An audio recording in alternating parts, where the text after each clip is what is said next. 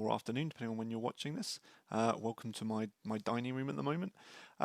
So I've been meaning to do these videos for a little while. I think it's a useful point that we normally have a bit of a check-in at the end of term regarding the pad portfolio, but I thought it's worthwhile now so you can start to think about moving forward what you might need to complete. I'm sure people have got some sort of standard questions that I'm hoping that I can go over today, just so I can make everyone kind of up to the same speed. Also, the portfolio is a bit of an unusual assessment in that you don't have to complete it in the normal time frame of the normal uni year. You have the summer to complete stuff as well. So it's worthwhile just taking stock now that we've got to the end of term. So I'm sure you're all happy the exams are over. So take stock now, see what you've got completed, what we need to get done, and then hopefully I'm going to take you through some of the different aspects of the portfolio where you might have questions or there might be bits you weren't quite sure of, because there's plenty of time now to start to look at these ahead of next year. Okay, so these are going to all be quite short videos, and I'm hoping to sort of do them kind of punchy so you get the key points in each of them. So there's going to be 5 in total. This is very much the intro video where I'm going to go through kind of some of the overall aspects of the portfolio. So if you're not quite sure what it was all about, this is a good place to start. Obviously, you can dip into whichever video you feel is most appropriate to you, but it's always good to start at this kind of point at least. So some useful information for you on this slide. So just to say that if you want all your sort of slightly more in-depth details regarding CPD, please visit your PM1C lecture. So I've given the title there. I'm going to link it in just below this video as well. So this was delivered by Sosin in the first term, and she goes through the elements of CPDs and revalidation. So please have a look at that lecture if you want to go into a little bit more depth about CPDs. This is obviously very much a little bit of an overview, but hopefully it's enough to get you going a little bit with the portfolio if that's useful to you. The kind of key things that I kind of picked out, so I had a look through the lectures recently. It's actually some of the real benefits of doing good CPD. Okay, so don't just see CPD as one of those things that isn't very useful, takes your time, and is not something you want to engage with. Because if you do CPD well, it really is a good element of work, and is actually a good investment of your time moving forward. So this can be quite broad in terms of what it can improve. So it can enhance your career progression because you've really thought about the things that are important to you and you're learning different and new skills. And that's what CPD is all kind of about, is developing or improving the skills that you do have or learning new skills that you don't have. And that's always good for looking about how you progress within your career. It's good for keeping evidence for when you're applying for jobs. Regardless of the field that you're working in, you'll have a set list of things that say that I have worked in these areas or I've worked on these particular topics, and these are what make me different from others. And that's always useful to provide that sort of evidence. It means that you don't have to remember everything if you've got it all written down nicely. It can also improve your current performance, and that's important for you guys to think as students, is that hopefully you're wanting to try and develop and improve your performance right now. The first 2 points are kind of thinking of you maybe a little bit more in the future or towards the end of the course, but actually being able to write good CPD now will improve and help you on your course right away. So actually it's that looking over topics and actually thinking about topics and spending that time which can really improve and deepen that knowledge. And sometimes people don't necessarily link those two things together, but I've really seen it where students who really like to engage in good CPDs really do retain that knowledge moving forward. So it's a really good instance and a good use of your time. Alongside it being used as the assessment, it really is useful for you. Something you might not necessarily think at this point is, and this is actually a really important point, is that it allows you to confidently adapt to change. Now, whatever sector you end up working in, whether it's pharmacy, whether it's education like me here, we're constantly having to adapt ourselves and change to new skills. I've taught myself pretty much all this video editing stuff quite recently. Fortunately, it's something I find quite interesting, but I've had to adapt and change to that. You guys as learners have had to adapt to this more online format and being able to mix that and learn those slightly different technical skills from what you would have learned. And it makes you quite resilient looking at CPD in terms of those changes, because you're always thinking about those next things that you need to learn, those next things that you need to develop. So it really is useful of that moving forward. So looking at what an unplanned CPD is. So an unplanned CPD is all about, we'll come down to these bottom points probably first, is it's all about the moment, okay? This is where you've learned something that you hadn't gone away and specifically expected to are learn. in sort of our normal plane, I suppose. So if we go around, I'll draw them in, and hopefully you have an idea of what this would be. So we've got another hydrogen just being placed there. This hydrogen is here. This hydrogen's over here. Now remember, if this was glucose, these are basically swapped over, and that's what glucose structure looks like in comparison. I'll draw this one in here. I won't draw the ones on this carbon here because we're not actually too interested in this carbon in reality, but you could do if you wanted to. So hopefully your molecule looks something like that. Again, we wouldn't normally put them in there because it makes the structure quite messy, but don't forget that they are there. And we want to say whether these hydroxyl groups are in the axial or equatorial positions. So equatorial, basically if you think about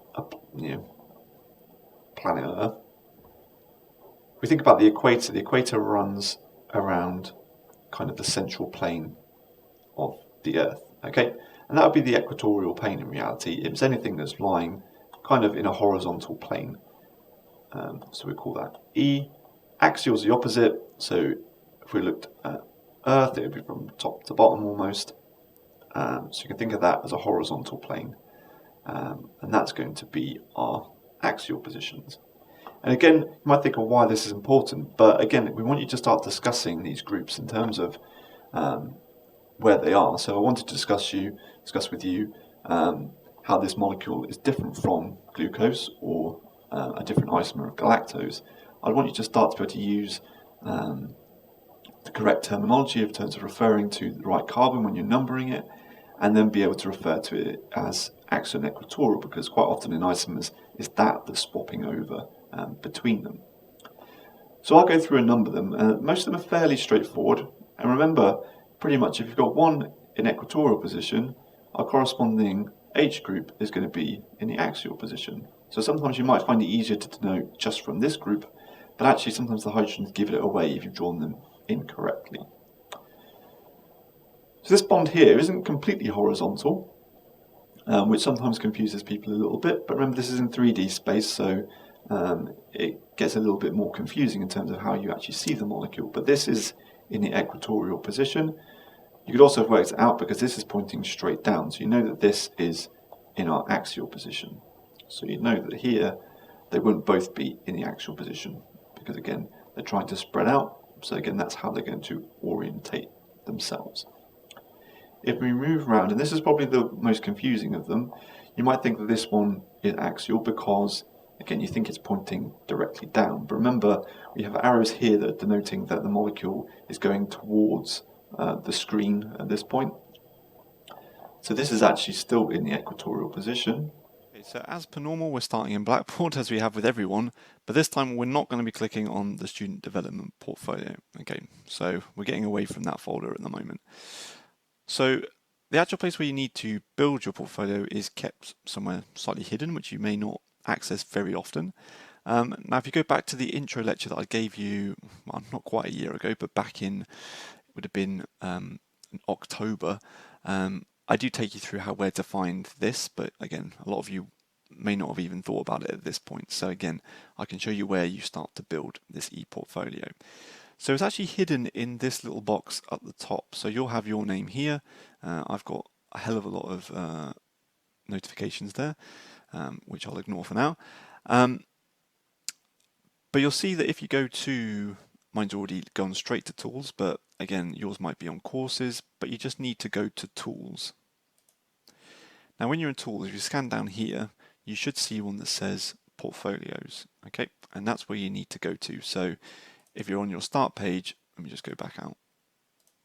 From your start page, click the down arrow, go to tools, and then go to portfolios. And this will take you to your portfolio page. Now yours will hopefully be blank unless you've started to build one already, but this is where all your portfolios get placed. Now, in reality, you are just building one, so you should just have one at the end, but you can build multiple ones if you wanted to redo one or anything like that, or if you wanted to practice or whatever you want. So you can build as many as you want. As you can see, I've been playing around with them for a while, so I've got lots of different versions in terms of what I've built. But this will only show you the ones that you've sort of compiled. So when you click on yours, you'll probably see not very much at all unless you've started to build them. So we'll ignore these for now. So pretend that they weren't here. And actually, you don't need to worry about these at the moment either. This big button here is really where you want to go. So click on Create Portfolio. So this takes you to this screen. So this is where you actually set up your title. So I suggest that you just call it your name. Okay, so I know I don't have one called that at the moment, so I've just put my name and then portfolio after it. So that's your title of portfolio. You can change this at any point, so don't worry. I'd probably suggest you don't call it something stupid at this stage, just in case you forget. But for now, your name's absolutely fine, but you can change it if you need to. So if you spell something wrong, don't worry at this stage. So the important bit you need to click here is you need to select the portfolio template. So we've built one specifically for you. You can see these are all the different courses that have got a portfolio set up. So there aren't many at the moment, so not lots of courses use them. So we're fairly new in terms of using these. I set this up as one of the sort of first e-portfolios that we do at Reading. And you need to go to the Pad Portfolio Template version 2. So this is our most up-to-date one. Don't click on this one. Okay, so the pharmacy portfolio design was when we were actually playing around when we were building it. You can have a look at it if you want, but this is the one that you want to select. So you just click on the little dot next to it. Okay, so that will have selected that one.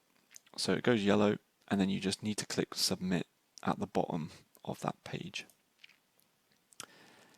So you'll see that the version will come up here. So you'll see if you clicked on the wrong one, you can remove it and repick one.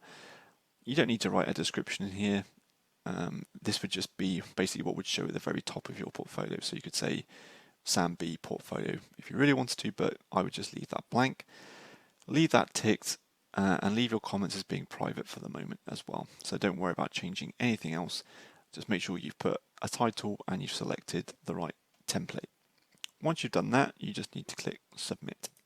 Now my specialism is actually in formulation science, which is the science of taking active chemicals known to have activity in the body and actually manipulating those into a form that we can actually take. Now this got me thinking.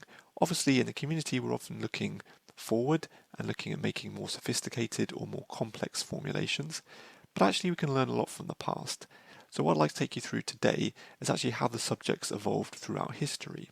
So I've called this Pharmacy Through the Ages, so let's have a look where really pharmacy began.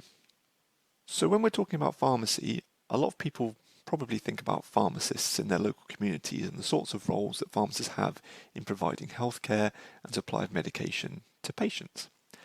Now this has only really been part of their role and only continues to be part of their role either throughout history and actually even today. You can have practitioners that have focuses on pharmacology, so this is the study of the biological activity of medicines, pharmaceutics, which is all about the design and analysis of drug formulations, or pharmaceutical chemistry, which is that initial design of those drug molecules themselves.